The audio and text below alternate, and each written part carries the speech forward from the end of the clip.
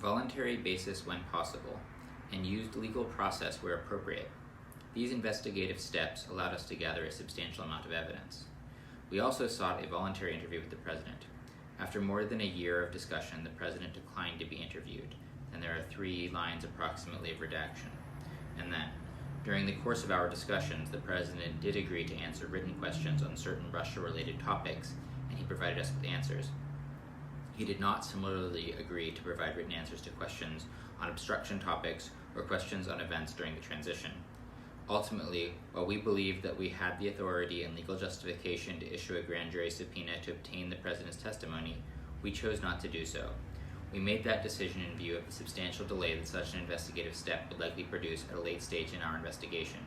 We also assessed that, based on the significant body of evidence we already had obtained of the President's actions and his public and private statements describing or explaining those actions, we had sufficient evidence to understand relevant events and to make certain assessments without the President's testimony.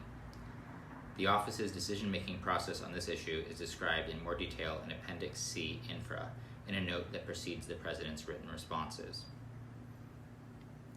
In assessing the evidence we obtained, we relied on principles that apply in any investigation. The issue of criminal intent is often inferred from circumstantial evidence. See, e.g., United States v. Croteau, 819 F. 3rd, 1293 at 1305, 11th Circuit, 2016, quote, "Guilty knowledge can rarely be established by direct evidence. Therefore, mens rea elements such as knowledge or intent may be proved by circumstantial evidence," end quote, internal quotation marks omitted. And United States v. Robinson, 702 F. 3rd, 22 at 36, 2nd Circuit, 2012, quote, "The government's case rested on circumstantial evidence, but the mens rea elements of knowledge and intent can often be proved through circumstantial evidence, and the reasonable inferences drawn therefrom," end quote, internal quotation marks omitted. The principle that intent can be inferred from circumstantial evidence is a necessity in criminal cases, given the right of a subject to assert his privilege against compelled self-incrimination under the Fifth Amendment, and therefore decline to testify. Accordingly, determinations on intent are frequently reached without the opportunity to interview an investigatory subject. Obstruction of justice cases are consistent with this rule. See, e.g., Edlund, 887 F. 3rd at 174, page 176, relying on significant circumstantial evidence that the defendant was conscious of her wrongdoing in an obstruction case.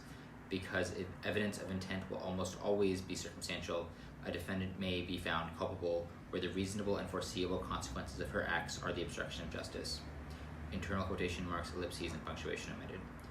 Quattrone, 441 F. 3rd at 173 to 174, circumstantial evidence that illuminates intent may include a pattern of obstructive acts. Federal Rules of Evidence 404B, evidence of a crime, wrong, or other act may be admissible to prove motive, opportunity, intent, preparation, plan, knowledge, identity, absence of mistake, or lack of accident. See, e.g., United States v. Frankhauser, 80 F. 3rd, 641 at 648 to 650, First Circuit, 1996. United States v. Arnold, 773 F. 2nd, 823 at 832 to 834, 7th Circuit, 1985, and Santolo, 818 F. 2nd at 1000. Credibility judgments may also be based on objective facts and circumstantial evidence. Standard jury instructions highlight a variety of factors that are often relevant in